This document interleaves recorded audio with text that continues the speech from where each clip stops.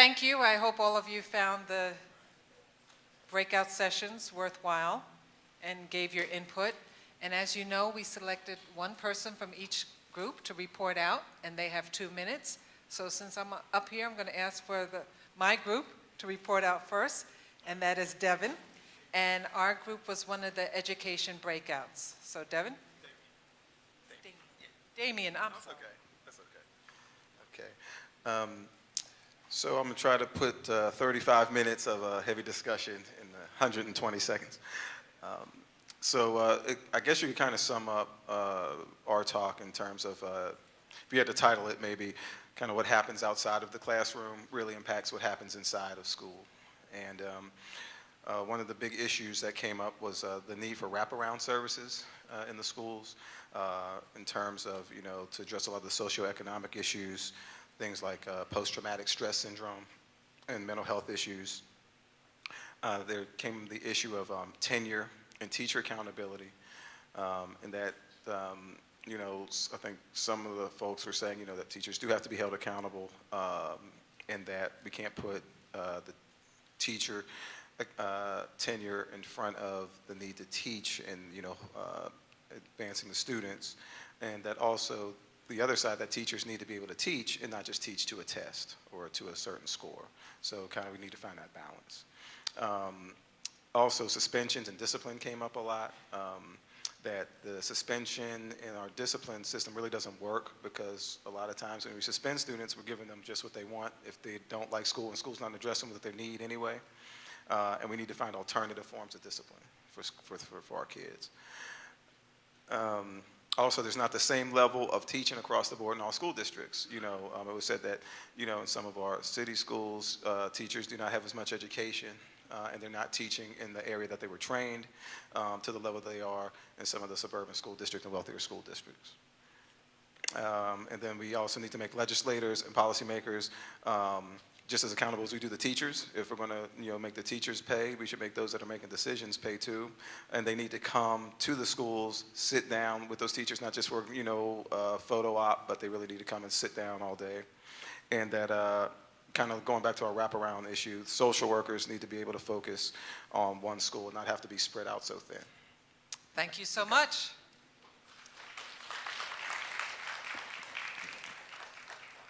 And now from Monique's group, it is Scott, come on.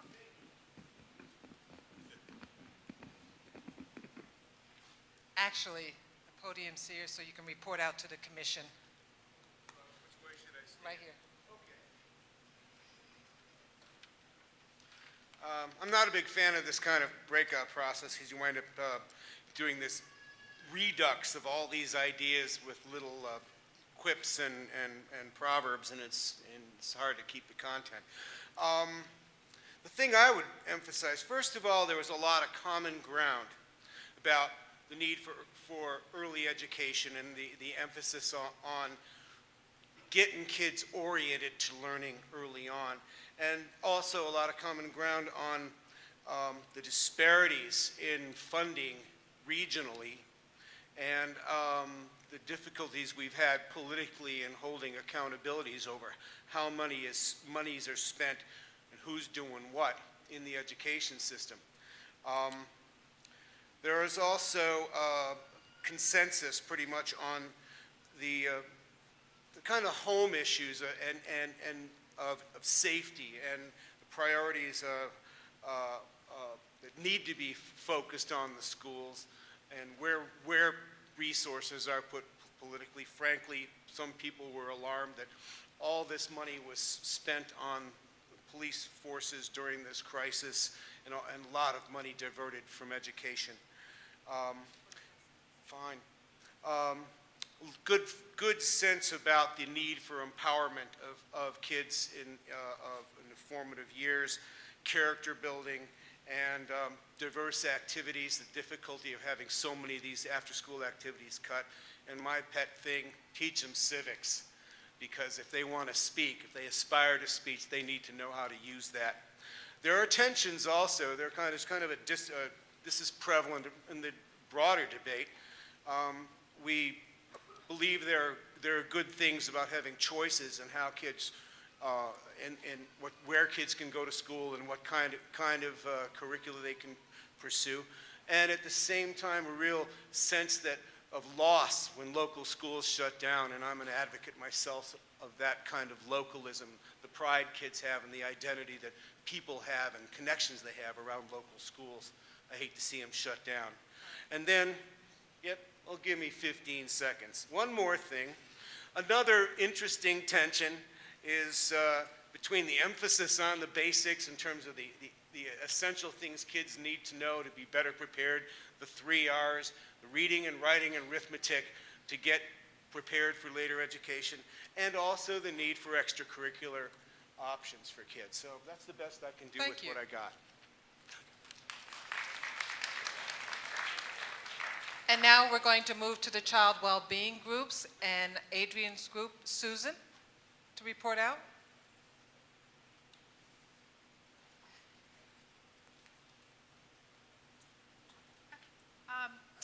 We talked about issues that we thought affected child well-being, and then we have suggestions for improvement.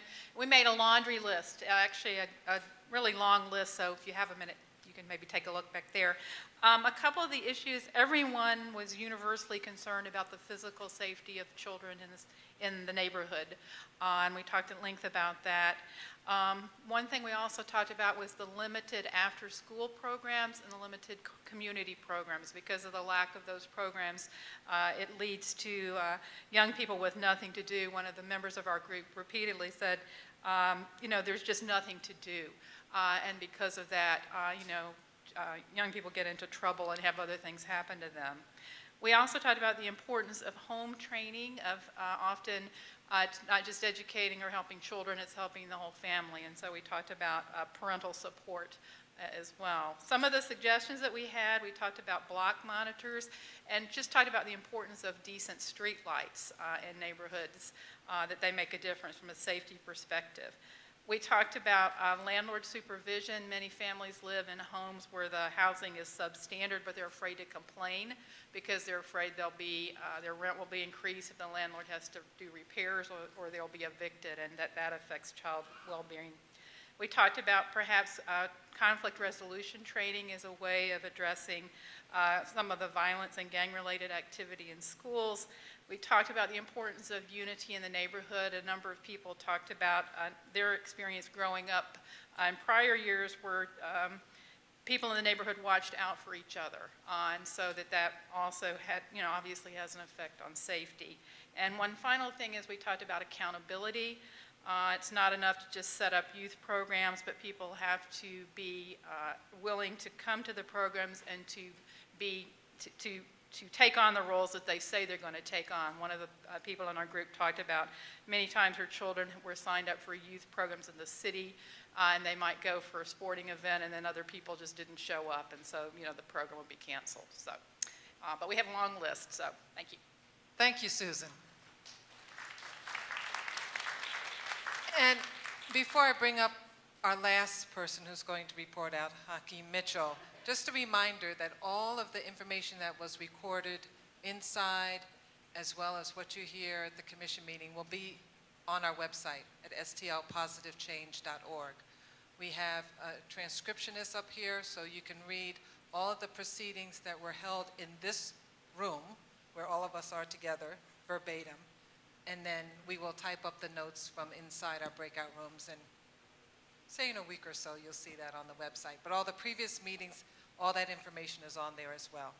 So, Hakeem Mitchell, there you are. Great. Right. Good evening, everyone. I want to thank you guys, first of all, for being on the commission, and we know that you guys have a big, enormous job, and we support you. Where we was around, our concerns kind of centered around a couple of things, and one of the topics we talked about is the old cliche of saying that it takes a village to raise a child. So one of the things that we talked about mostly was we need more engagement with community, families, parents, schools. Everybody just needs to get more involved in the process of raising a child, because no one can do it alone. No one has a book or a manual on how to raise a child. Most of us didn't go through a class or anything like that. It's funny how we have classes for everything else, but we don't have classes for the most important thing, that we have is our children, so we need to have more classes about how to raise children early in their infancy stage. Then we talked about the school to prison pipeline. We have to stop that. We brought up the point of if you put a biscuit in the oven, turn it on 500 degrees and walk away, what do you expect to happen to that biscuit when you come back to it 15, 20 minutes later? It's going to be burned. So what we're saying is if you stick a child into a public school system, or even any school system for that matter, that's not conducive to that child's learning and growth, that child is going to be unsuccessful. It's not going to be any key. There's not going to be any factor in that but unsuccessful rate. We talked about high expectations. We got to place more high expectations on the children so that they can rise up to our expectations instead of lowering themselves to no expectations at all. We talked about children raising themselves. In my program, it's called ACOP. We help children whose parents are in prison. We're dealing with children who has a mother or father incarcerated. The other parents is either on drugs or not involved in the children's life. So we have a lot of 12 to 14-year-old children practically raising themselves. Grandma and granddad is doing the best they can, but it's kind of overwhelming for them. The improvement side, we talked about the cliche of, it escaped my mind. But love is the key, basically. Love is the key. We have to, I remember now. If a child does not know that you care, a child does not care to know what you know. Something like that. If a child does not know how much you care about them, they don't care to know what you know. So basically what we're saying is you have to show the child love, you have to show the child support in order to get the child ear to even listen to what you have to say to encourage them to be better. We talked about more programs like the other group talked about more programs. Of course, we cannot condense this 35-minute topic into 2 minutes, so we encourage you guys to look more into what we talked about. And last but not least, we talked about culture, really teaching children about their culture so they know where they came from and they have a good idea where they're going. Thanks. Thank you. Let's give a round of applause for all of our citizens who reported out. Thank you very much, and I'll turn over to Rich. Okay, number 5. We're going to now move into a part of our program where we do some level setting and where we hear first from 2 of our commissioners who have particular expertise and career experience in these spaces. The reason we're here tonight and the reason we have these topics on the agenda is you all prioritize them. At our first meeting, we asked folks to tell us, and of the long list of disparities, the topics we're talking about here tonight, education and equality, child well-being, were ranked 68% top of the disparity list. And so this involvement, these report outs have been incredibly helpful. So what we're going to do is we're going to do a little stage management here. So we're going to turn our chairs around because Grayling, you have some slides. Correct? Okay, so commissioners, go ahead and turn your chairs around so you can see the slides. We're going to turn the podium around as we have, so Grayling can talk to you as well as us, and we're going to learn with you. So first, we're going to hear from Dr. Grayling Tobias, the superintendent of the Hazelwood School District, and then secondly, we'll hear from Becky James Hatter, the executive director of Big Brothers Big Sisters. So we're happy tonight to announce that Grayling and Becky will serve as co-chairs of the Education, Inequality, and Child Wellbeing Working Group. We're very pleased that they've agreed to provide leadership in this space, and they will be engaging their community and others as we work through the great challenges of these issues. So we're going to hear first from them, and then Starsky will introduce the second part of our presentations. So, Dr. Tobias.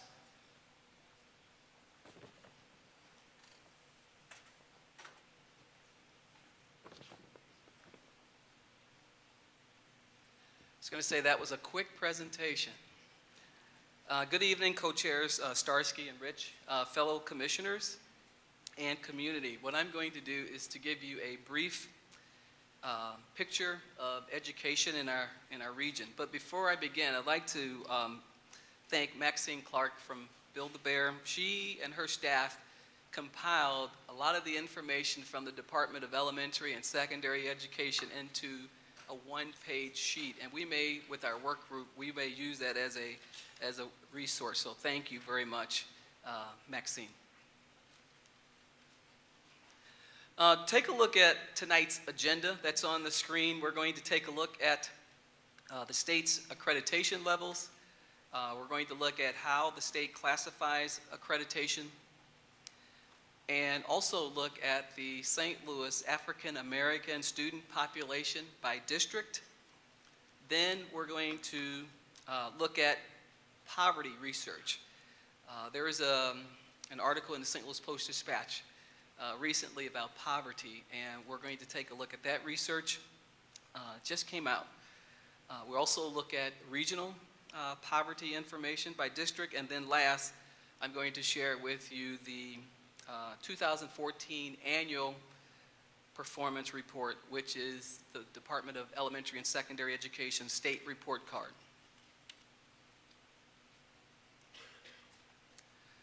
Now, the Department of Elementary and Secondary Education, the accreditation levels are listed on the screen.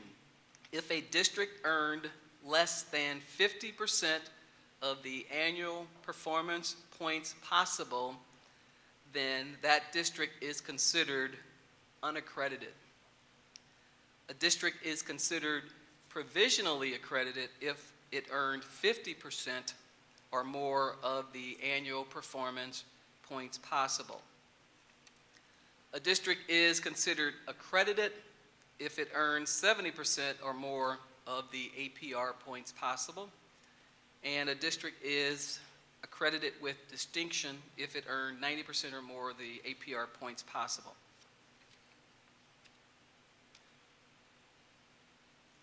So there are a total of 520 school districts in the state, of which 507 are those who are classified as accredited.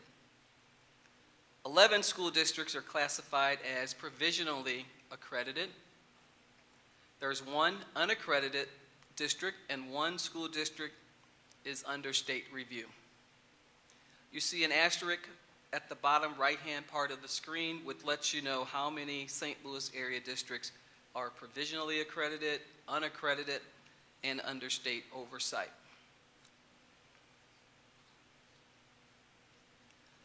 On this slide, you will see the African American student population percentage in area school districts. I'll give you a moment to view that.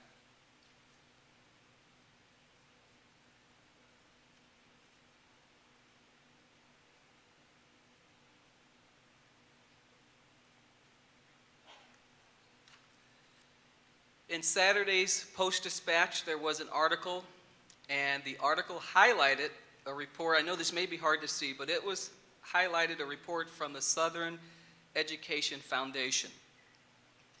This new report found that at least 51%, the number of children who qualified under the federal program for free or reduced price lunches is at the highest in at least 50 years. In other words, during the 2013-14 school year, more than half of U.S. public school students lived in poverty. And it also gives you the poverty percentages for each state. And just for a point of reference, Missouri's percentage is 45%, maybe a little bit difficult to see.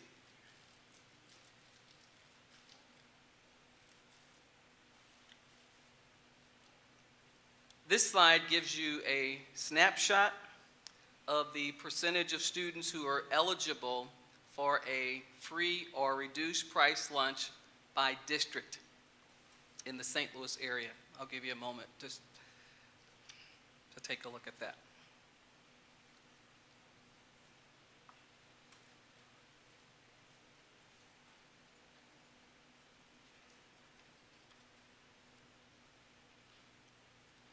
This slide gives you a look at the 2014 annual performance report percentages in the St. Louis area. I want to highlight just some of the improvements made by North County school districts and the St. Louis public schools from last year. Rittner improved by almost 9%. Jennings improved by almost 13%. Pattonville improved by 14%, Riverview Gardens improved by almost 17%, and the St. Louis Public Schools had the largest increase in the area of 18.6%.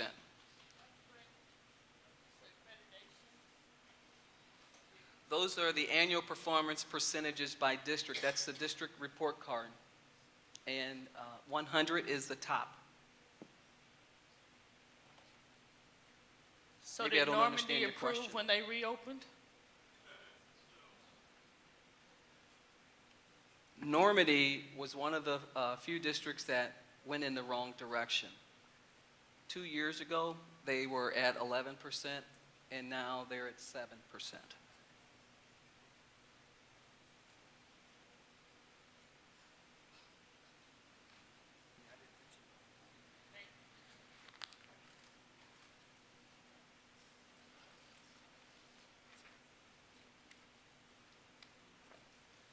So I appreciate, fellow commissioners, thank you for allowing me to present a regional picture of education, and then afterwards, I think all of us who are giving presentations will have an opportunity to be available to answer questions that you may have.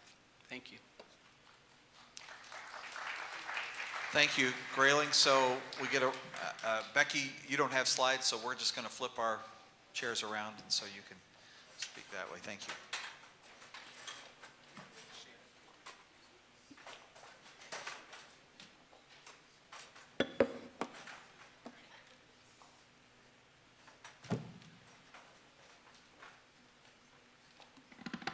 Good evening, everyone, and thank you so much, commissioners. I'm very sorry my back is to you. And more importantly, to community. I'm looking around the room and see so many of you that have been here several times, keep coming back, and I just want to tell you how important this is. So if I could just ask that you plan to come to the next one and bring a friend along, because what we're hearing from all of you is changing all of us. So thank you very much.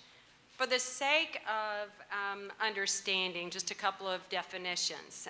When we talk about child well-being, the context in which we're talking about that is birth to 25. The second thing I think is probably pretty important to know about the terminology is that it certainly intersects in a massive way with education, and it's also inclusive of family well-being. So tonight, Rich Patton is going to be introduced more formally after I speak, and he's going to present data on child well-being and begin to talk about the specifics. But I wanted to kind of set the stage tonight and beyond about this conversation. And as Rich said, I'm the CEO of Big Brothers and Big Sisters. I've been at Big Brothers Big Sisters in St. Louis for 20 years. So I have a lot of experiences, but after I listen to you in the breakout groups, I'm pretty sure I don't have any more than the rest of you do. But I do have 4 thoughts that I hope will guide the commissioners and all of us as we kind of wade into this very deep pool. So my first one is, this moment is all, I mean all, about young people. The issues of education and child well-being are at the very heart of the charge of this commission. Teens, children, teens, and young adults have brought us to this place. Someone said that tonight. And it is because of the death of Michael Brown, an 18-year-old teenager, and the relentless protesting of our young adults who have us in this room tonight and who are really preparing us for the real change this region needs to undertake.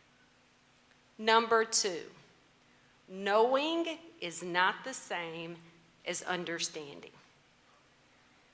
Tonight, we are hearing a lot of information. We're going to get more information. It's going to be relevant. It's going to be qualified.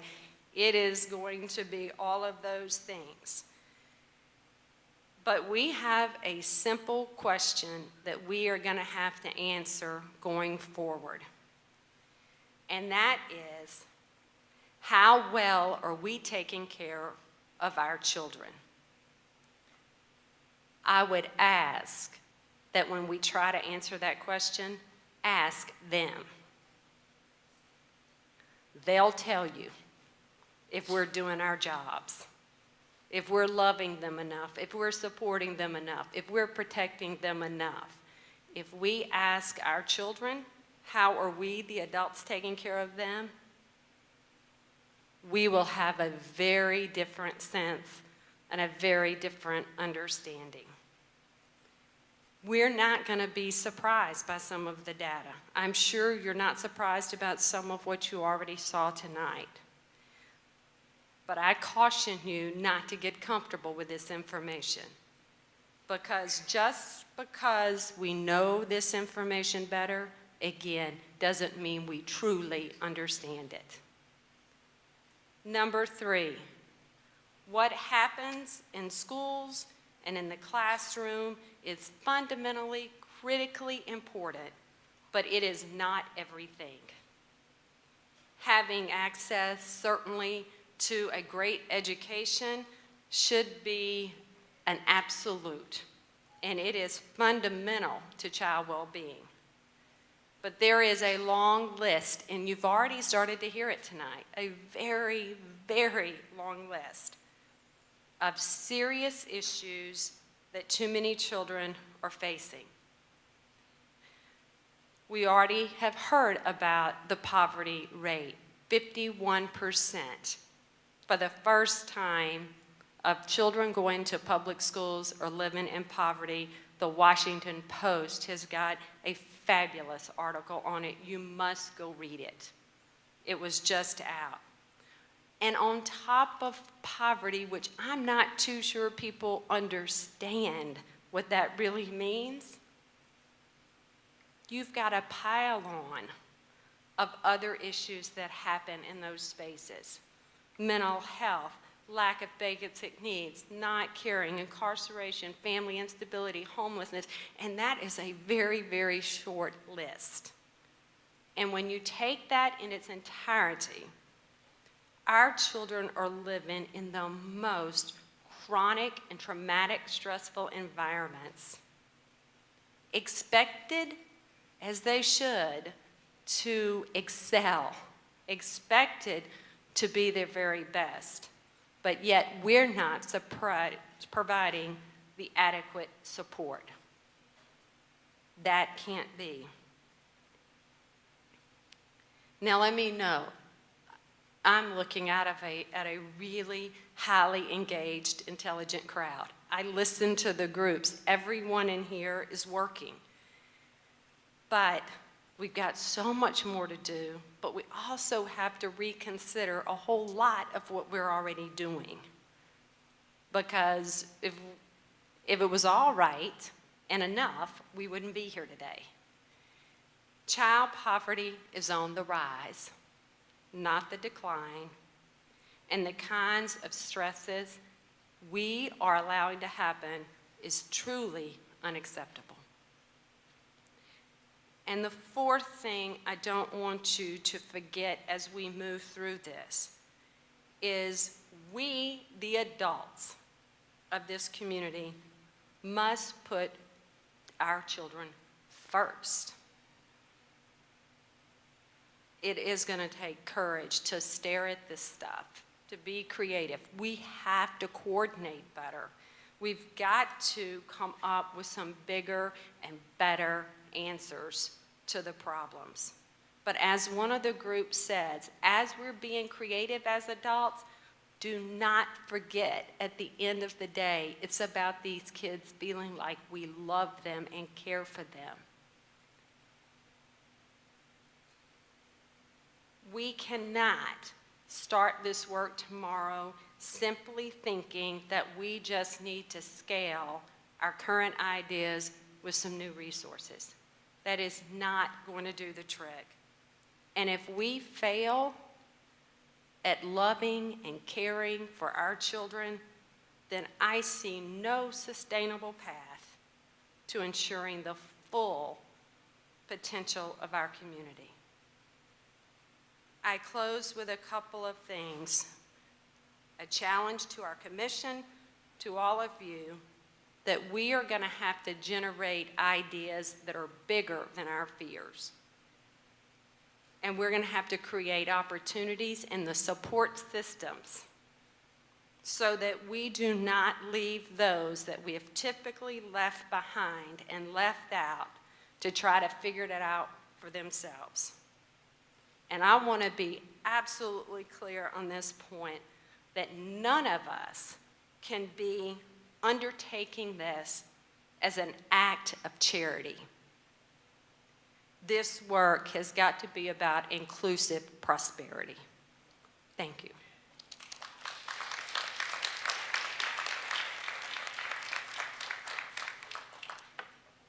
I want to thank Commissioners Tobias and Commissioner James Hatter for their leadership, accepting this charge, and for the framing that they have given us for going forward, and in some ways, the charge they have given to us. Where I come from, after Commissioner James Hatter, you just pass the hat and open the doors of the church, and we'll be done. Now, one of the things that we also want to do, we've been very intentional in these sessions, is to offer an opportunity for us to learn more as we go into these work groups, and also to provide a bit of education for the community as a baseline for the work that we're doing going forward. So we really are appreciative to those of you who have stayed for this portion, not just to speak, but to hear from some of the leaders in the community in these respective areas. And so we want to give thanks as we prepare to hear presentations from 3 of such leaders. First, coming up, and I will just introduce them all for the sake of time. First, coming up will be Mr. Rich Patton, who has, for more than the last 20 years, led Vision for Children at Risk. He'll provide some framing on the child well-being landscape in the St. Louis region with data and framing for us. Then we'll hear from Tony Neal from Educational Equity Consultants. He will provide a focus on educational disparities for our region and information on why educational equity matters and strategies to address them, as is in his area of consultancy. And then we're quite blessed, if you were watching the slides from Dr. Tobias, to have Dr. Tiffany Anderson with us as well from the Jennings School District, where she serves as superintendent, who will provide some framing for us on educational systems reform. You'll note that she was at the top of 2 of those slides.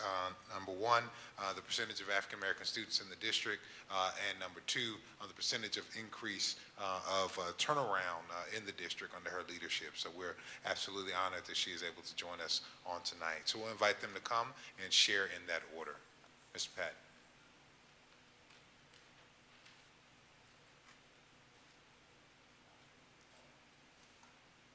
Wish me luck. I've got a clicker, I've got notes, I've got people behind me. I truly appreciate the opportunity to make a presentation to the commission tonight. I'm a public policy guy. I'm a St. Louis native. There is not a more critical set of issues to the overall well-being of this community and its individual citizens and residents and children that the things that this commission is struggling with. Can we stop you? Let's just move you back a little bit, All right. because we're going to move the commissioners out here so we can All right. space. That'd be all right? That's good. Rich was a stage manager in a former life.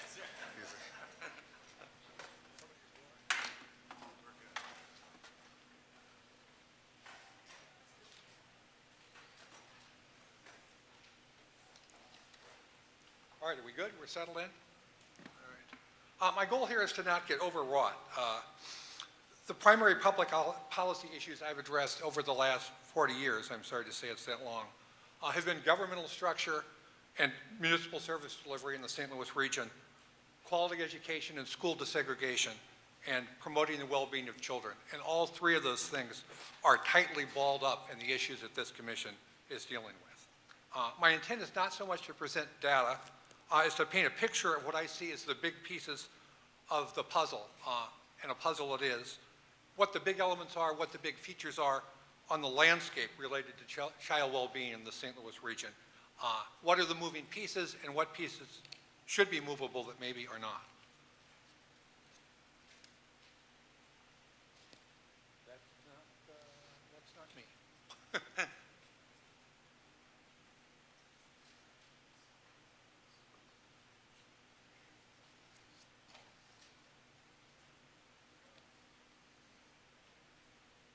Ferguson Commission Tuesday, it should say. Nope.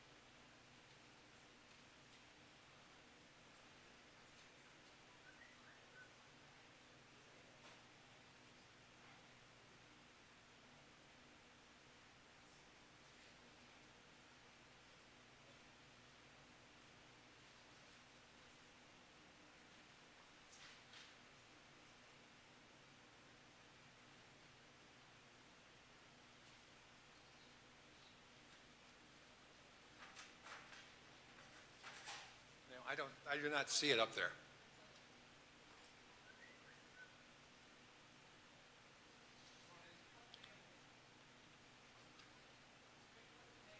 It's titled Ferguson Commission Tuesday.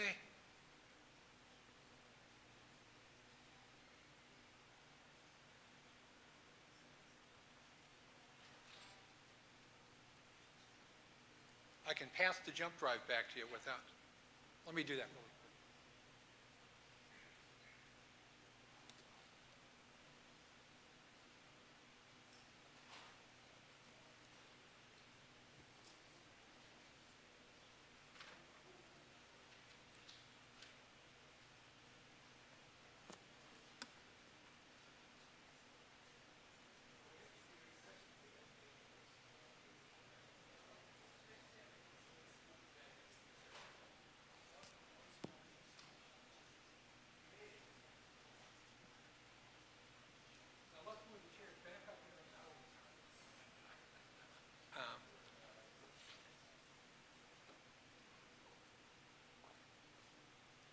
So I'm going to touch really quickly on 5 things. One is our goal. What's the North Star of the work we do? Promoting child well-being, and we need to understand what that is. What's the current landscape in St. Louis related to the status of kids? What are the risk factors we need to reduce from a strategic standpoint to improve child well-being? And what are the protective factors we need to promote? And then, and this in many ways might be the most critical, is promoting or is establishing governmental and community capacity to promote the well-being of children, youth, and families in our communities. We know what to do about this across the country and in St. Louis. I think in St. Louis we have a particular challenge with our capacity or willingness to do that.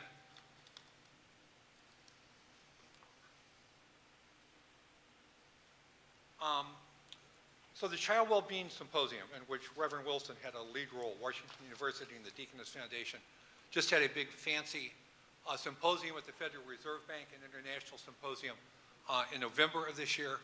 And they developed, in conjunction with that, the steering committee, a definition of child well-being. It's behind us here. I'm not going to read it. It is a little abstracted. It's a little academic, but it's sure good enough. And it suggests that child well-being is achieved when children have attained all relevant and appropriate developmental milestones, when they display capacities that we are known or associated with future success, such as resilience and secure attachment, and we're relating to themselves and their peers and the world around them as children. The part of this I like is the part that's in red. Again, I think almost intuitively we have a sense of what child well-being is, but this statement puts it on us, on the community. It highlights the obligation of saying that each child has a right to well-being, and that it is the responsibility of the child's community to create those circumstances that best allow each child to flourish. This definition recognizes that children in different emotional, cultural, and social environments may be constrained in achieving well-being. I am certain, from having worked here and across the country, we have not yet acknowledged and recognized that here in St. Louis the way many other communities have. And I think that's the task that we're moving toward. The current landscape related to child well-being, it's simple and it's stark and it is not pretty. On average, children in St. Louis are about average. Actually, they're a hair above average. but we get there in the ugliest possible way. We have a large number of kids who do unusually well, who have an unusually high number of their life needs met. And on the other hand, we have a very large number of kids who do very poorly, whose life needs are not met and to which we do not attend. Those stark disparities in child well-being are often along racial lines, and that makes them inequities, just not disparities. As a number of people have cited, and as you guys know, poverty is a primary factor in undermining the well-being of children, and it is worsening. It is not getting better. Many, and Becky went down this list, many children in our community are at risk of poverty, unstable families, poor schools, inadequate health care, and on and on and on. The disparities in the St. Louis region are long-standing and they are persistent. We did our first report, our first data report in 1991, and the one thing that has remained true during that period is those disparities have been maintained and they have worsened. Areas where kids are at risk move around. There's some change in the data, but those stark disparities have stayed in place.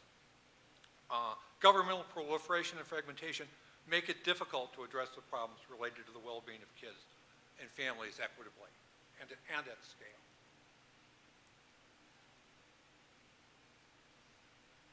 So let me throw up a little data here, and it's easy to get lost in the data. If you want to get lost in the data, you can go to the Vision for Children at Risk website, www.visionforchildren.org, and click on the Kids Data button, and there are about 40 indicators there of child well-being at the zip code level for the 5 core counties of the region. So that's, I forget, about 152 some odd zip codes that make up the 5 core counties in the region, and there is zip code by zip code data. Zip code data on the number of children living in poverty runs as high as 46.3% within the region. That's the 63106 zip code on the north side of the city of St. Louis. And there are 9 St. Louis area zip codes with child poverty rates above 30%. More than 1 in 5 children in 21 area zip codes, and that's 21 again of some 150,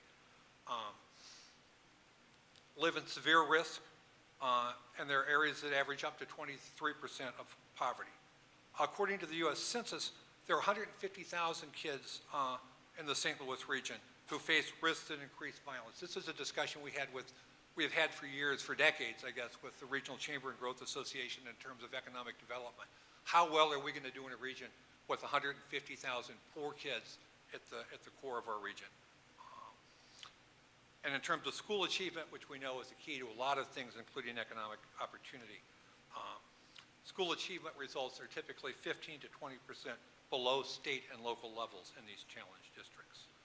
The community tendency is to shy away from the data when you hear bad news. I know in 1997, we used to rank order the zip codes. We don't do that anymore for political reasons.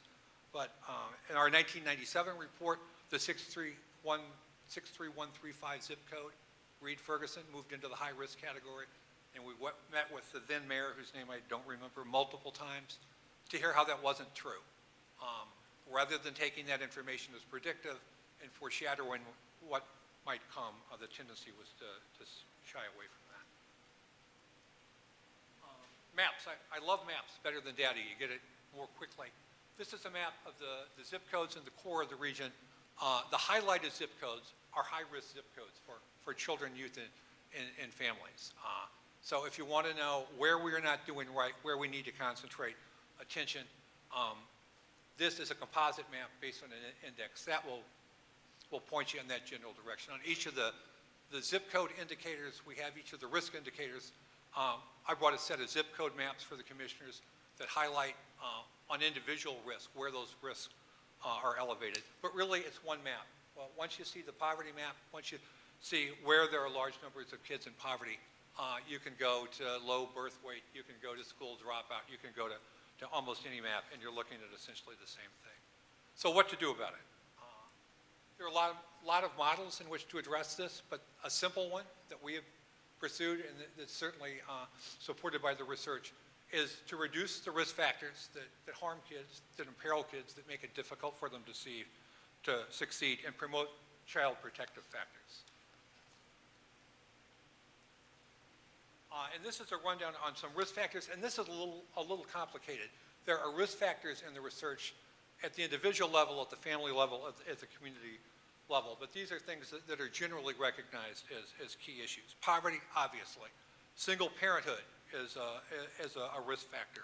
4 more children living in the children's household, the lack of high school diploma, the result of lack of quality education, and engaging in risky behaviors that include crime, violence, gangs, drug abuse, the things you would guess.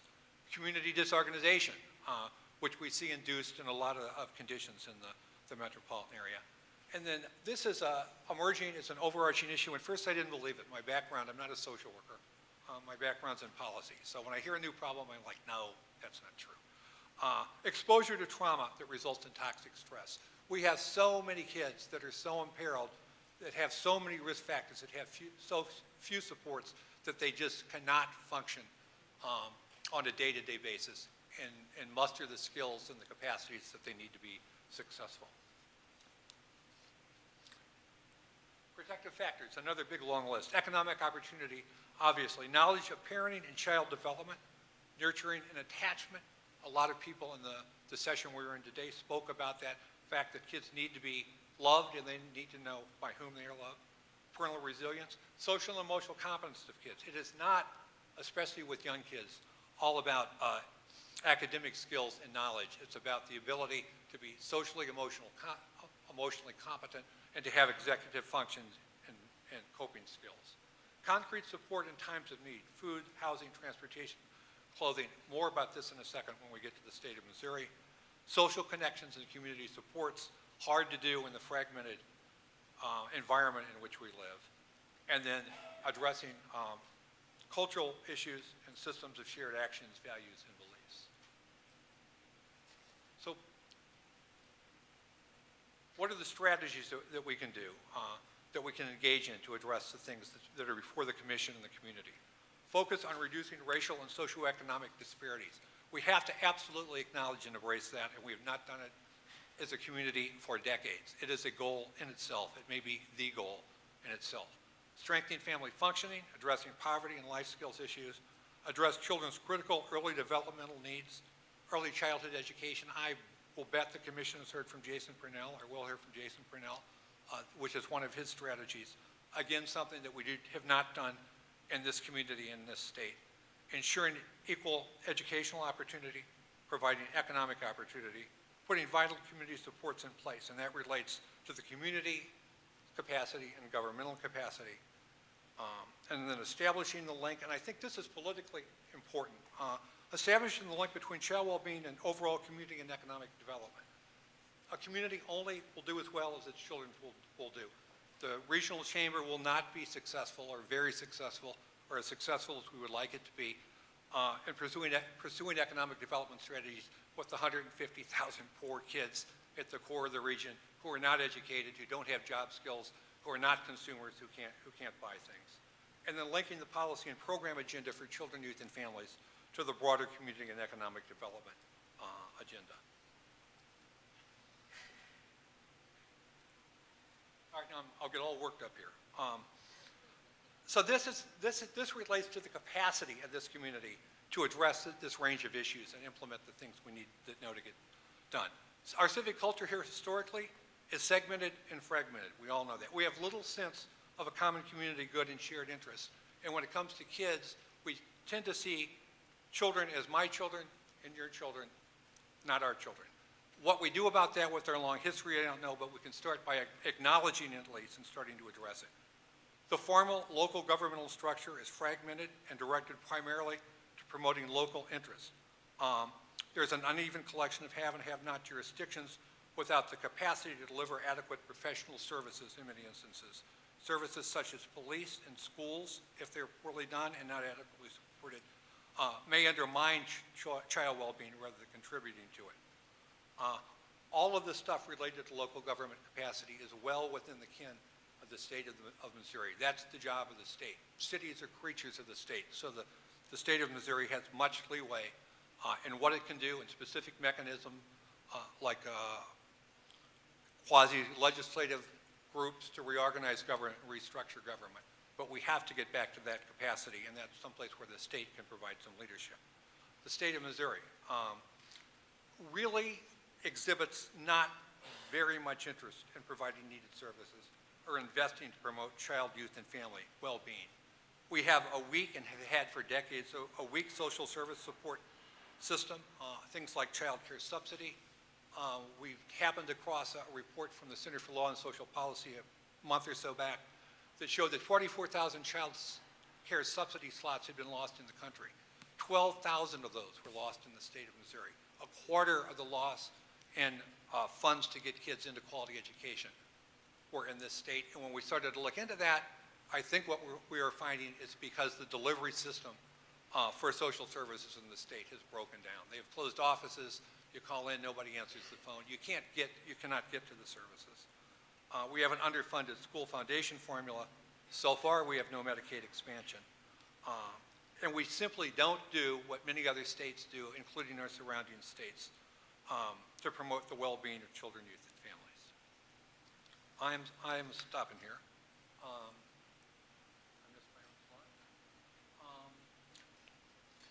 So as I said, these events are long-standing, and they undergird the problems we're addressing. There's absolutely a sense of tragedy about them, but they also provide us an opportunity and a challenge to change the trajectory of this region. Initiatives such as the work of this commission, Ready by 21, For the Sake of All, My Brother's Keeper, as of last Friday, the Northside Choice Neighborhood Planning Group, all provide mechanisms for which we can move forward, embrace them, engage them. And we must do that, and they must be effectuated. We will, as Vision for Children at Risk and the 400 child and youth serving agencies with whom we work, contribute in any way we can to achieving the critically needed changes by providing research and analysis, by building partnerships to implement needed strategies, and by advocating to promote the well-being of St. Louis, the St. Louis region and all its children. Thank you very much. Thank you very much, Rich. We'll create a path for Tony to come and let you all know that all of these slides will be available on the stlpositivechange.org website. So stlpositivechange.org, you'll have access to all of the slide presentations. Well, good evening. Good evening, commissioners, and thank you for the work that you are doing. And good evening to all of you, and thank you for hanging in there. I know that I am standing between you and going home, so I'll try and be as brief as possible.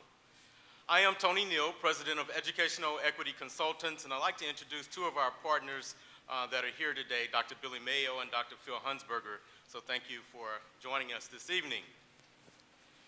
Thank you for the opportunity. Certainly, give them a hand. Thank you for the opportunity to speak to you this evening. Educational Equity Consultants specializes in diversity training that identifies and eradicates systems of oppression that damage our workplaces, our communities, and our schools. Since 2001, EEC has been the leader in diversity training for schools and companies across the country.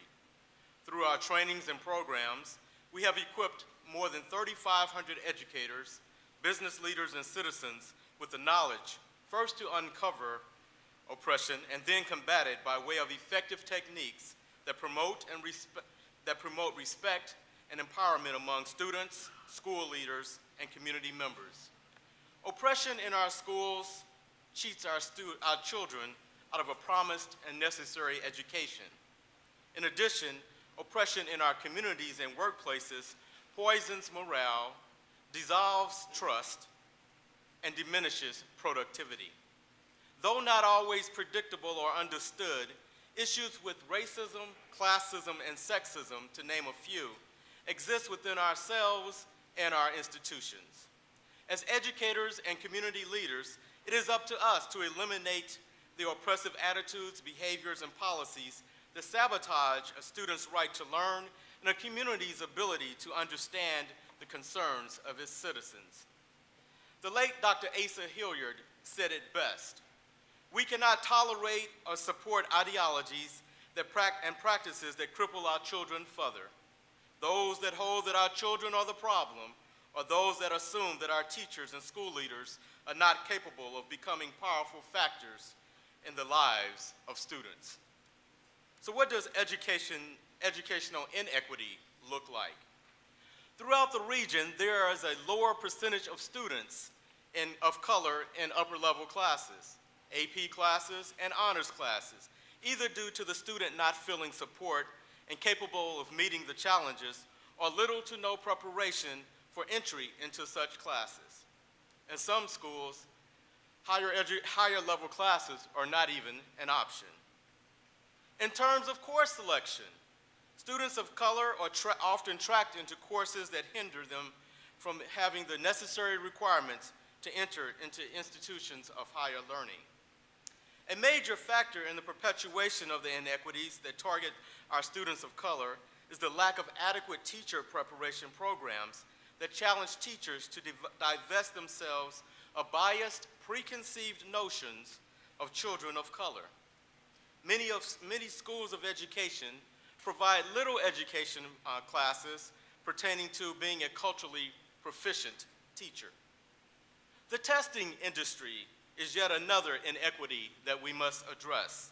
We know that the work and research of one of St. Louis's very own, Dr. Robert Williams at Washington University, clearly shows that standardized tests and testing that students are subjected to are biased and don't fully measure the true intelligence of students of color.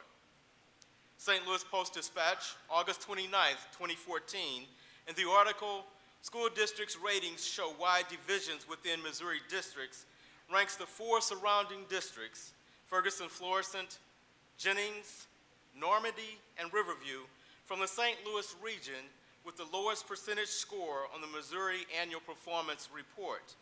Both Jennings and Riverview are also listed on the most improved list, showing at least a 10 percentage point gain. I am pretty sure that given an alternative way of measuring the performance of students in these 4 districts, that we would see students who are brilliant, students who are capable, students who see limitless opportunities and possibilities in which they can aspire to. Educational inequity is subscribing to an old, antiquated formula for funding schools. It is a formula that gives advantage to some while disadvantaging others. Some may wonder, well, why does educational equity matter and what is exactly at stake? We know that upward mobility is hinged on education and that there is a strong correlation between a student feeling empowered and feeling capable and what actually takes place in a classroom. Disenfranchised children are more likely to engage in self-destructive behaviors and/or seek a place of belonging in antisocial and destructive environments, all which lead to what has become known as the school-to-prison pipeline. The most recent St. Louis American article, Racial Education Gaps Hurt Economy, outlines a very clear picture of the impact that educational equity has on the economy. And I quote, "Black and Hispanic children make up an ever larger share of our population and our workforce, and of the greatest problems they face is lagging achievement gaps. I like to add to that opportunity gaps and income gaps. Ensuring educational equity is not just an investment in students and in schools, it is an investment in our economy. But more importantly, the United States risks wasting its greatest asset, human capital, if it does not act to significantly lift the educational outcomes of all children. Closing the educational achievement gap means more than just increased tax revenue. It also means higher earnings. It means higher materials, standards of living, and an enhanced quality of life for these children when they grow to become adults. So what can be done as we consider next steps towards change and advancement? We must create institutions of learning where students are highly engaged, where students see mirrors of who they can become. Institutions must be safe, a place where students feel power and empowered, where students feel valued, where their dignity is protected, and a place where they know that they are learning. I still recall my freshman year of college and the words of Dr. Benjamin Mays in the opening convocation. He said, "High above your head, I hold a crown I challenge you to grow to wear." We must hold that crown above the heads of our students, that crown being high expectations, and we must do everything possible to support their growth so that they may one day grow to wear that crown. This is our responsibility. What we are seeing today here in Ferguson and throughout the United States is a result of the top being blown off of the pressure cooker. We are seeing and hearing our students crying out. They are saying, "See me, recognize my nobility." They are saying, "My life matters." They are saying what Dr. King so eloquently said many years ago, "Judge me not by the color of my skin, but by the content of my character."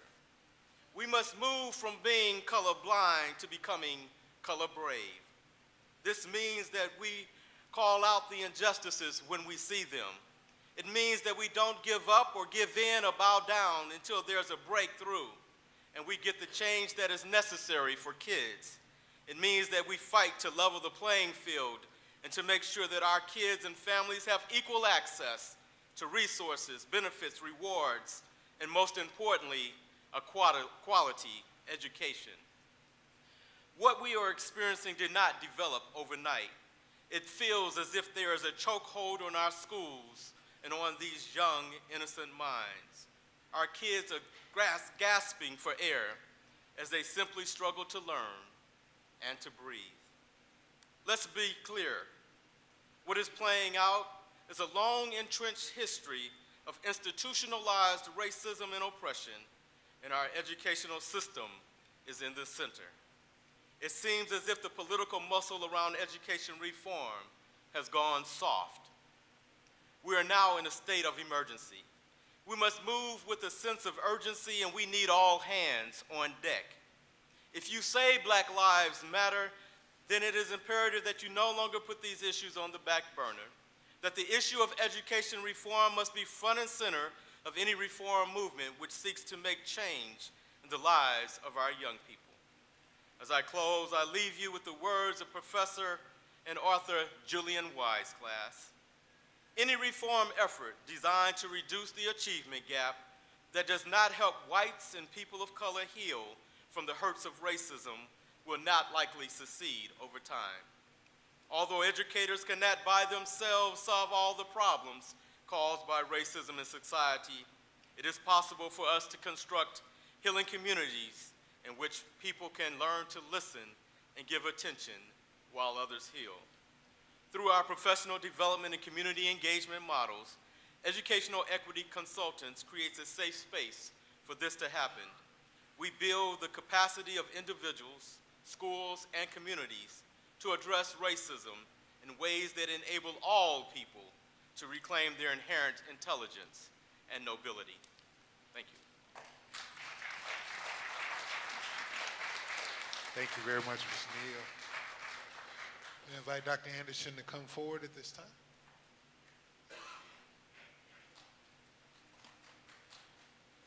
Thank you. And for those who know me, know that I can't stay still, so standing behind a podium probably won't work, but I'll come around here. I know that you have about 7 minutes. Tony, I just love Tony. Everything he said was so great. Can you let me know when it's about 5, 6 minutes? I'm going to go fairly fast because I know that you all have had a long evening. And what I have to say, I put together a brief slideshow, and let me share that when I was asked to come not too long ago, I first said no, and then my father said, "A pastor asked you, whatever it is, you must go." So this morning I wasn't coming. Thanks, Dad. And then about an hour I came, I said, okay. And then someone emailed and said, "Do you have slides?" So before I left the office, I put together just a couple of slides, and I'm going to be fairly quick. You saw some information on Jennings. If you're not familiar with Jennings, and if I have not had the pleasure of meeting you, you saw that Jennings has the highest poverty, highest minority population. So we have about 98% African-American students, so the whole district looks like me. It's a beautiful thing to walk in every day. Just about the whole district, and if you don't look like me, but then to see a district that's 98% poverty, 4 square miles, about 90% free reduced lunch. In 2012, we were at 57 points, so you need 70 to be accredited. We were at 57 points, so we're almost unaccredited. Below a 50 is unaccredited, if you remember Dr. Tobias's presentation. With that in mind, as we kind of fast forward, it is now 2015. So as of 2014, you remember you need 70 points to be accredited. We are at 78.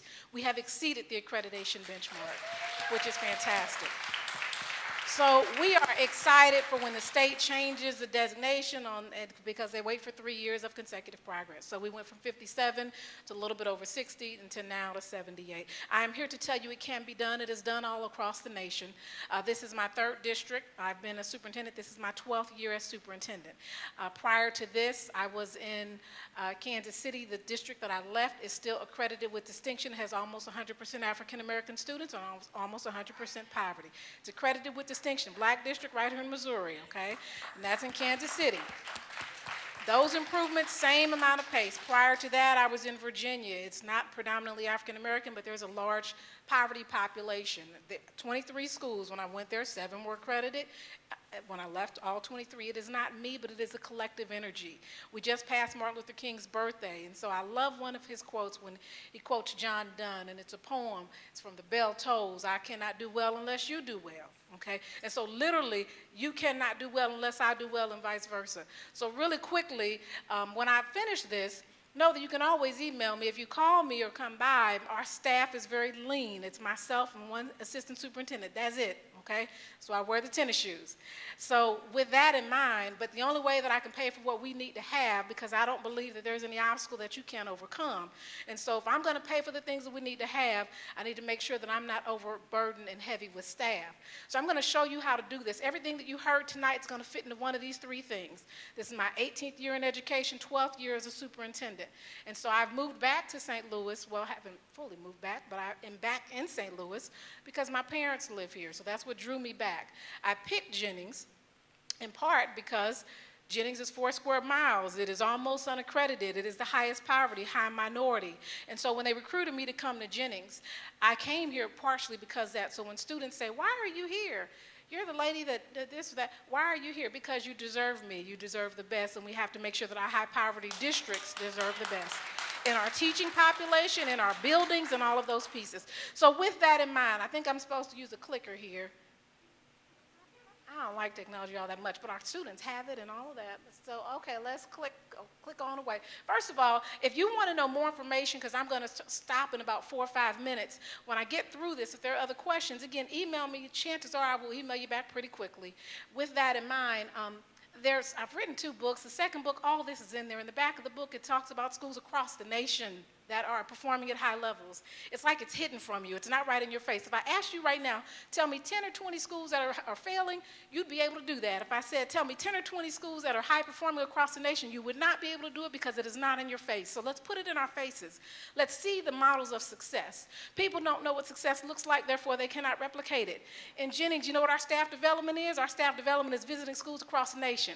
So this year we visited the Harlem Children's Zone. Our teachers, our principal, that's what we spend our money on. All of the consultants and all of that coming in, I don't need that, okay? The PD department, that's me. In the curriculum department, that's me and the teachers, okay? So we give each other PD. My new teachers, when we talk about professional development, those new teachers that get professional development, guess who's teaching them? Teachers. I don't need to buy a consultant or pay a consultant, although I love consultants, consultant person who put all this together. All this is great. But I'm telling you, if you do not have the money, you cannot use money and resources as an excuse, or you will never achieve at the highest level.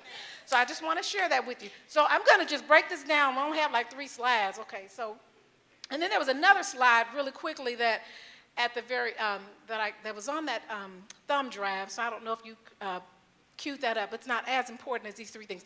Everything you hear from today on, if you are a student in education, if you're a researcher, whoever you are, everything you heard tonight, it falls in 3 categories. Who knew? So when I taught, it fell in 3 categories. I was assistant superintendent in Rockwood. It fell in 3 categories. The achievement gap began to close after my first year.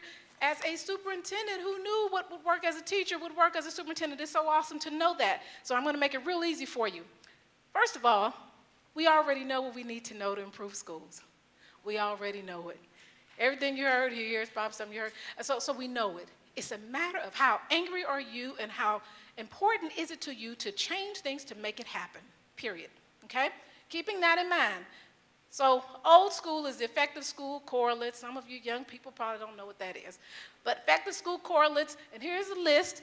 And 20, 30 years ago, when this list was out, here's what they said how schools achieve. Okay, so that's the list. Now I'm going to break this down into 3 areas. Content, pedagogy, relationships. I'm going to give you a few examples of these, but again, in the little book that I have, and I'm not trying to sell the book, but in the book that in fact, if you don't want to buy the book, if you look on our webpage and just click on my bio, you'll see some articles that I've written. It's free, print it off, because it pretty much says a lot of these ideas. I try to give specific ideas. So when you say, what does that look like? You leave here knowing what that looks like. So everything that you hear will fall into one of these 3 areas: content, relationships, pedagogy. Content is the curriculum, an aligned standards-based curriculum. No one book teaches it all. I don't care who you are, what your program is, one program is not going to do it all. An aligned standards-based curriculum. And so that means that whatever the standards are that you're going to put in front of them, I may not use any book. I may use the computer and outside and all of that, which means I'm a high-poverty district and I can make it happen because I'm teaching to the standard, not to the test, not to the book. Okay? Curriculum. So everything that you read is going to fall in one of these 3 categories. Relationships, building trust. Kids won't work hard for you if they don't trust you. Guess what? Adults won't either. Who knew that? So they will learn up to an extent, but they will not work hard for you if they do not trust you, or they will work up to a certain extent. And then the last one is pedagogy. Having a highly qualified staff with effective instructional techniques who understand basically culturally competent staff. And I said, oh, I love Tony. And Billy, you know what? Billy has been, 12 years, Billy? Look, the lady's so good. I flew her to Virginia. Every district that I have been in, social justice is one of the first trainings that we do. Social justice. I have to know you, trust you, respect you, understand you in order to work with you. I don't even necessarily have to fully like you, but in fact, when I was in Virginia, one area of Virginia is called the Hollers, and if you're from Virginia, one side of it, it's high poverty. I'd go there, and I have my first African, first female superintendent. That's where I learned, know your board, know where you're going before you take a job. And so I got there, had no idea I was going to be the first black or the first woman. Did not know it. I just knew Virginia was pretty. I knew when I visited, I loved the people, I loved the community, and I told my husband, this is it. So when I got there, there's one section in Montgomery County is where Virginia Tech shootings, everybody can equate to the negative. So Virginia Tech shootings, that's where Montgomery County is. Lost about 20 people, friends, family, friends in that one shooting. With that in mind, Virginia, on one side of it is the Hollers. So I would drive there, and when I got ready to leave, they'd write nigger on the side of the car. I'd rinse it off, and the next day going back down. And then, I'd shake my hand out, and they would jump. I said, okay, I'm going to hug you, so you better shake my hand. And they would shake my hand, So it's that piece of saying, one way or the next, we're going to have to build a relationship of trust, okay? And so that's a huge piece. So let me stop for just a quick second, and I know we're down to probably our last 3 minutes, because I'm going to give you examples in each of these 3 items. But let me stop for a quick second. Content, relationships, pedagogy. Think about the district you live in or the district that you know of that may be a high-poverty district. Which one of the 3 of those things are broken? If I can, I'm going to ask you for about 10 seconds to just kind of talk with whoever's sitting next to you. Which one of the 3? Because you know what? One of the 3 are broken. And when you realize this is the system that fixes it, then when you go into a district as a principal, as a teacher, you're going to say, which one of the 3 of these things are broken? So let me give you about 30 seconds to kind of have that conversation really quick.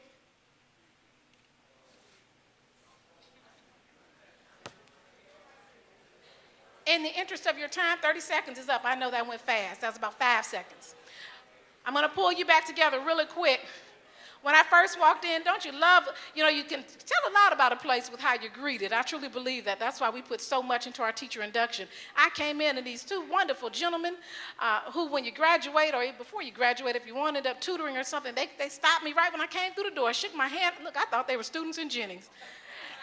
And I think they're both at Harris Stowe. Both of them have the same first name. Which one of the 3 is broken? Pick any district. You don't have to even name the district. All 3? All 3. Okay. Which one of the 3 is broken? Anybody else want to? And we can even pick a high-performing district. I guarantee you, if they're not where they want to be, it's one of those 3 things. You can pick a classroom. Teacher is mean, great curriculum, She can teach, but she's so mean and hateful that the kids don't trust her, so they won't learn from her. This works no matter where you are. Who knew? Okay, so now that we know that that works no matter where you're at, then I'm going to talk about some specific examples, if that's okay, and then I'm going to close on up. Good, okay, we have these last 2 slides. So here are some examples, and I'm going to talk about content. I'm just going to hit on some things that we've done in Jennings, that we did in Kansas City, that we did in Rockwood as assistant superintendent. Under content, and prior to this, I was a city principal at Clark Academy. Same things worked. So if we talk about content and curriculum, those are things, first of all, an aligned standards-based curriculum means, again, that you have to know the standard, you have to make sure that you're not teaching to a test, you're not teaching to, it's all integrated all year long. You also have to make sure that that curriculum has some culturally competent kind of photos in it and information in it. You have to make sure that you are actually teaching to a standard, and that is so hard, which means I love data. A lot of people don't like data, they don't like tests. I love tests, I love data. I want my children to be able to go over any test because they're going to have to take ACT and all kinds of things when they get out of college and to go to graduate school, they're going to have to take tests. So I'm not afraid of data. What I'm afraid is when you misuse data to judge people and situations and things that they can't be judged. Okay? And so I think how you use the data is important. So if you walk into Jennings and you tour Jennings, around April we do an Educators Institute, and people come from all over the nation, and that's the one time that we can say, come visit the district. Okay, so if you come in Jennings, you're going to see a data team room in every school. You're going to see we track that. If you come into my office, you're going to see little brown people, 3,000 of them. You're going to see one long board, and I track every single student. It's how I determine who's going to do the home visits, where I'm going to go, where we're going to put money at. So an aligned standards-based curriculum is huge. Now, when I came to Jennings, the curriculum department was retiring, and they were fantastic people. They were retiring. I was starting. The district operated out of a deficit. So I didn't hire curriculum people. First of all, it was easy for me to talk to myself and agree with myself instead of hiring people. That's the first thing. And I said, we need a curriculum. We need an aligned standards-based curriculum. So we actually just, literally, I just went to the teachers and the coach and said, okay, here's the pacing chart, here are the standards, and we're going to backwards plan. Here's what you have to learn by here, and it's only 7 things in terms of the highly tested things, and then what else we want our kids to know that's not on any test? All right, you got 2 weeks to write it. Now, I'm not here to say you can write a curriculum in 2 weeks, but I am here to say your teachers need to start with an aligned standards-based curriculum. If you draw this stuff out for a whole year, you're not going to get where you need to be at. Relationships and building trust. And so the curriculum piece is a huge piece in and of itself. I'm going to go on to the other 2 items and be a little bit more specific with those 2 items. Building trust is huge. With the Ferguson unrest, what you saw Jennings doing, which we approached it very different than a lot of places, and no, speaking against other places, but the first day when the teachers came back, and they came back to their classrooms, I said, okay, if you want to make a difference in the community, the students aren't here today, meet me at Target, which is where the command center was in Jennings. So they all met me at Target, gave them all their trash bags, said, what kind of staff development is this? I said, all 400 people showed up. We had to clean up. We got to start our day cleaning up the streets now, you all. So we were out there cleaning up streets. Talk about the message that sent. By the time we got done, students were joining us. So that's how we started off the August period. Then we went on and built trust in a variety of other kinds of ways. Building trust, every principal in our district is required to do home visits. Teachers do too. So when I interview a teacher and I ask you about a home visit and you don't want to go to someone's home, you're not someone that will work well in Jennings. Building trust means literally, before coming here, I was at the Teen Academy. We have about 20 students that are now at the Teen Academy because we're kind of promoting that piece. It's at the PTSO. So doing things in a different kind of way. We have a pantry, a food pantry. We give out 8,000 pounds of food. We are the only food pantry in St. Louis. I believe since then, another one opened in a quasi way, a smaller kind of pantry, but 400 people a month. 200 people every 2 weeks. So because we're high poverty, we're not saying, oh my goodness, we can't do anything about it. We talk about building trust. We want a pantry. We partnered with the food bank. We opened up the school food-based pantry, a whole building just dedicated to food. Guess who runs the pantry? The alternative students. Alternative school for the last 3 years has never had one fight or one argument. Isn't that amazing? We don't believe in putting kids out of school. I just don't believe in it. I think they come back worse. Where are they going to go when you put them out? When our students misbehave, if you have one fight, Now we do say, now you got to go somewhere now, but you're not going to be in this school, in this classroom, but we're going to give you a program. Our alternative school is not considered a school. It's a program, like a program within the high school. Therefore, we can say, okay, here's where you're going to be. So for that piece, that's building relationships while they're there. When kids get out of jail, we don't just send them to high school. Who does that? Even grown folks go to a halfway house or something before they go back in the community. We actually send our kids to a school, and they go there for a year, and we have mental health counseling at every school in our district. Why is it that we can do this eyeglass screening and the ear screening, but we don't do mental health counseling screening? You know why people would tell you? They would say because they can't afford it. Shame on them. I know we get less money than every other district around here, but somehow we're able to afford it. And as of this year, have a 27% fund reserve, and we've had a surplus every year since 2013. If we can do it, everybody can do it. Now, it's not to say we don't need more resources, because we do, but what I'm saying is that cannot be an excuse for not serving young people. So we have to be creative about how we do it. So relationships are huge. We have a rule in Jennings, and we learned this from Harlem Children's Zone, actually. 2 days absent without parental contact, home visit. Why do people wait 5 and 10 days? What happened to the child in 5 or 10 days? So again, just relationships. We have a parent academy, a baby college. We have all of those things. College starts at baby. If you come to our schools, you're going to see the teacher's name, Mrs. Jones, and below there, or it could be custodian's name, Mrs. Jones, and it's going to say what college they went to, okay? So a lot of these things, just common sense. Let's make it a little more common, just in terms of things that build relationships. I love my district. I love my students. Many of you, some of you know, I actually live in Kansas. I drive 4 hours to work because I love my students. And I don't mind telling people that. They say, you crazy lady? You know, and what I tell them is, nope, I love you. I'm committed to you. I'm so committed to you. I would drive 10 hours to see you every day. And when they leave for Saturday, because we are in school on Saturdays, that's another piece. We have an 8.5-hour day. We give dinner to every student. Breakfast, lunch. We give breakfast and lunch on Saturdays.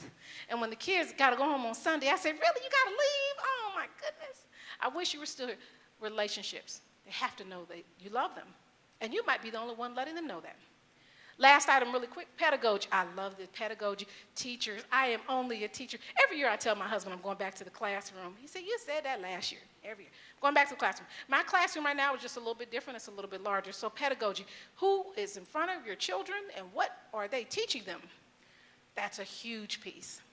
I have visited schools across the nation where you have great curriculum and relationship, just happy buildings, but the whole building are subs or unqualified people or untrained people, or vice versa, okay?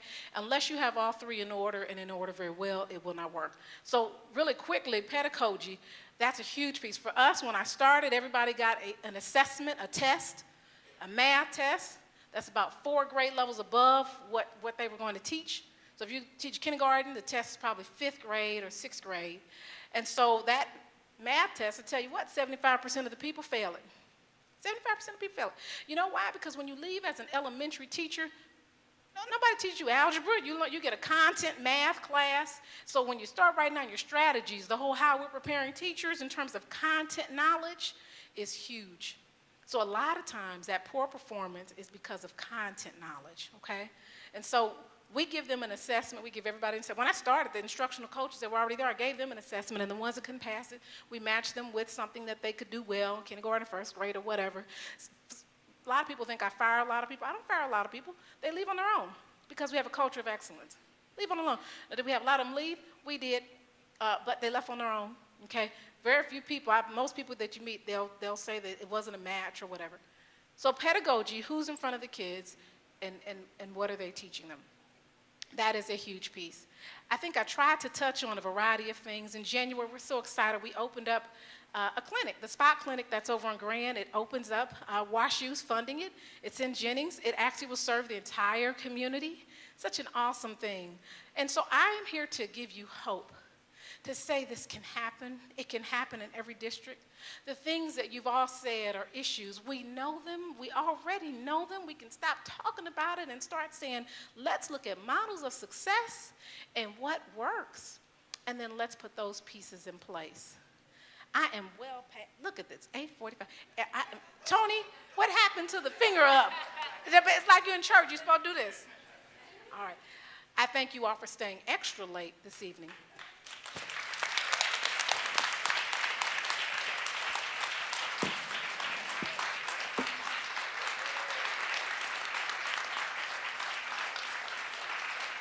We thank Dr. Anderson. We thank Dr. Anderson for giving us hope.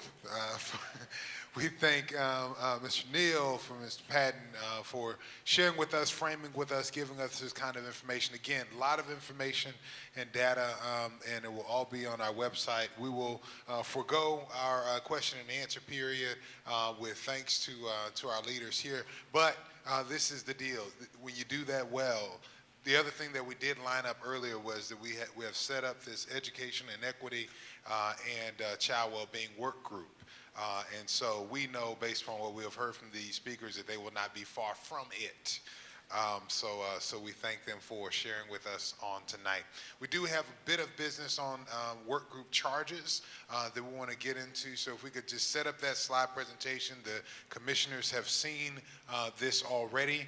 We want to give you a little bit of a framework for how we're doing our work through these work groups going forward, so that you might be able to access them and know how they are moving. The first, as we get into this, I'll just jump straight in. You'll see that we have, with the guidance of the community on December 1st, we had the opportunity to, now I gotta click the thing. On December 1st, when the community gathered for our very first commission meeting, they told us central issues, and there was in our Executive Order 1415 that created the commission, we had several priorities that we were explicitly called to look at: citizen law enforcement relations, municipal governance, and municipal courts. You see here on this slide on the left-hand side the percentages on how the community ranked them. So as we went forward, we began to set up and do our work based upon the community priorities. So on the right side, you see that we first set up a work group on citizen law enforcement relations, which is led by Commissioner Isom, and then we set up a work group on municipal courts and governance, which is co-led by Commissioner Carr and Commissioner Blackman. So you see that those central issues, we have the work groups established there. And then we had a list of about 9 different categories of social and economic conditions and disparities. We asked the community to rank those for us, and 63% said education, 58% economic opportunity, and 53% racial and ethnic relations were things that we needed to look at. So what we are setting up tonight and is standing up tonight is the Educational Inequity and Child Wellbeing Work Group, and you see that we'll also set up economic inequity and opportunity work groups, and one on racial and ethnic relations. So we are in development on those to further be confirmed. But we wanted to give you a path on how the work is going forward and be able to show you some of that. So you'll see that we'll stand up work in all of these different areas based upon these high community priorities. As we talk about the standards, you see kind of where we're moving on the standards for the work groups. Rich, you want to do this one, or this one's mine too? Okay. All right. As we talk about standards for all the work groups, they have kind of a similar focus, but they all have standardized outputs. They're going to explore, as this is language directly from the executive order, explore the underlying social and economic issues in the St. Louis metropolitan area using a common set of principles, including honoring the community expertise and youth perspective. So first and foremost, the things that have come out of these meetings, the things that have been said and shared in breakout groups will set the table for the work groups as they go forward. Looking beyond what is to create a model for what can be. The community asked us when they helped us to set expectations for us, they said they wanted bold, transformational recommendations, not just to look at what is, but to look at what can be, not just to critique the issues, but rather to cast some vision forward. So all the work groups will be doing that. Third, leveraging new and existing data to generate evidence-based recommendations. Again, making sure that we take in the data and expertise in the community, but also we're pleased pleased that the respective higher education institutions in the area have begun to map their assets to inform the work of our groups, so we'll be able to glean that as well. And centering on principles of equity and justice, that goes without saying. You hear that throughout as we focus on these inequities. And then finally, prioritizing action with a sense of urgency. And here's where I'll turn to my co-chair, Rich McClure, to kind of dig into that one a little bit more and give us a way forward. Thank you, Starsky. We wanted to just briefly highlight these to the folks remaining and to the commissioners, because the working groups are now heavy into the heart of their work for the early ones and others that were standing up. And so we wanted to give you all a roadmap and be able to say these are the things we need to focus on. The challenge, of course, is on the sense of urgency, is to have the appropriate pace, because some of the policy recommendations are necessarily going to take time, long-term review of the data, and some thoughtfulness between now and the time we file our report in September. And we realize that assembling the data and having the experts come in takes time, and our working group chairs and co-chairs have told us that, and we wanted to now give them some space. Our next meeting is actually going to be February 23rd, probably focused around economic opportunity, but that gives the working group some time to do some work between now and then to continue their pace.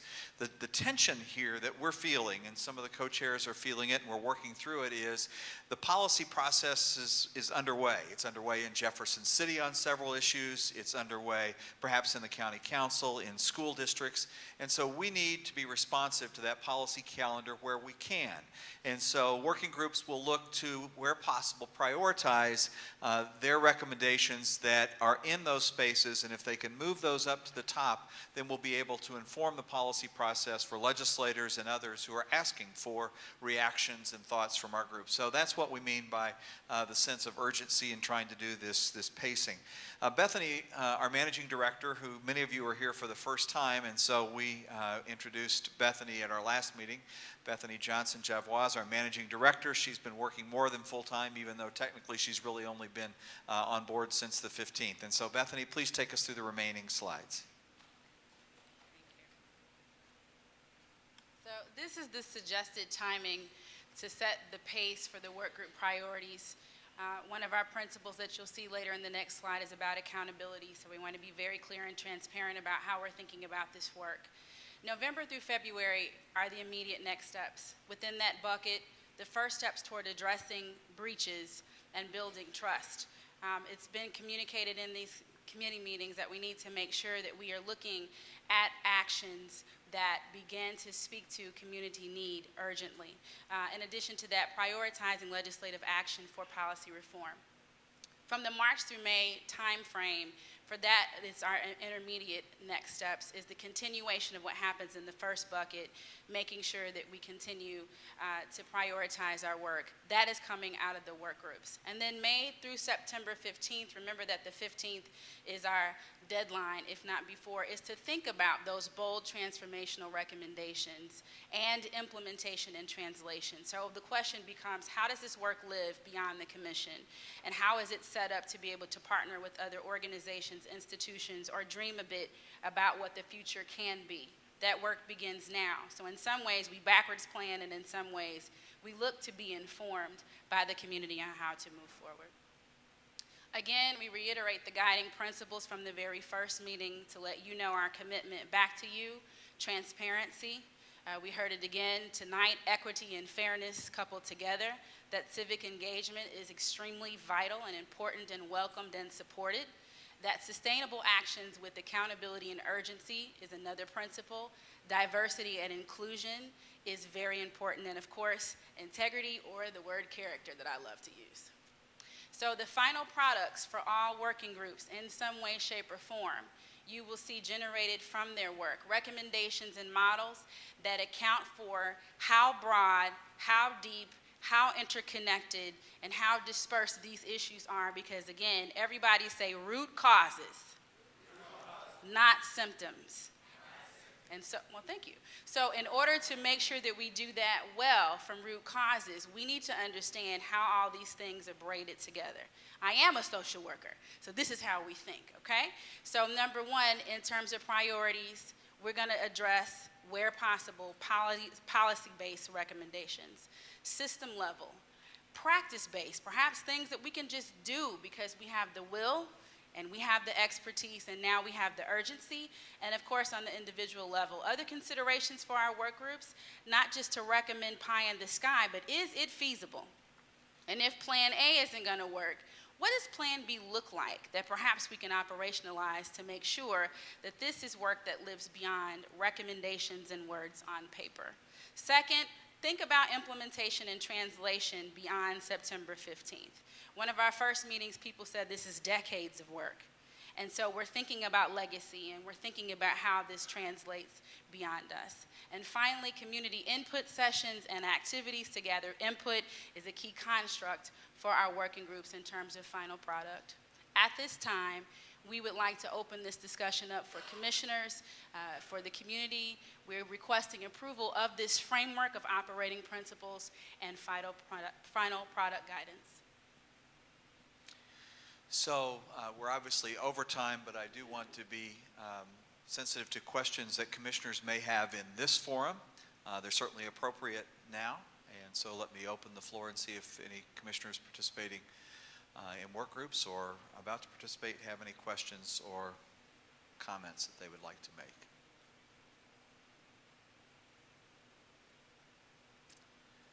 Okay. We'll certainly be having individual discussions. Yes, sir, you had a comment? That's okay. We'll take your comment, and then we'll wrap up, please.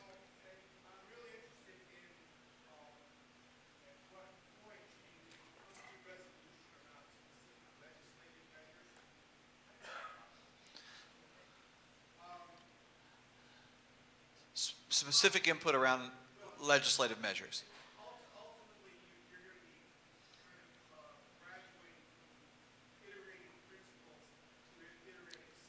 Right.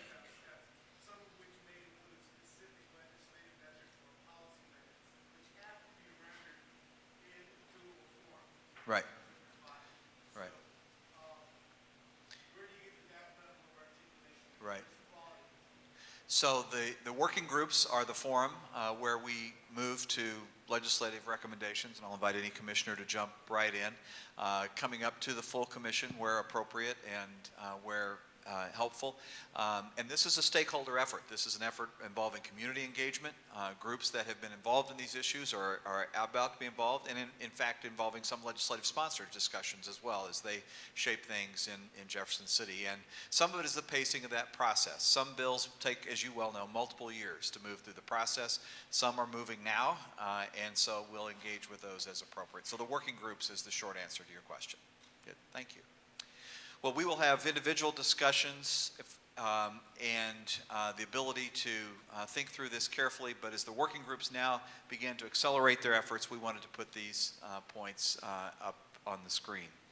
So we're going to wind up now. We appreciate your patience. Thank you all for staying and being a part of these discussions. We have had a habit of all standing and taking just a moment to be quiet and center ourselves and to just, in your own way, perhaps through your own faith, just to take a moment of silence and to think about, to pray for our community, to pray for the purposes and work that we have here, and then we will be dismissed. So let's just take a moment, please, bow your heads and center yourselves. Thank you.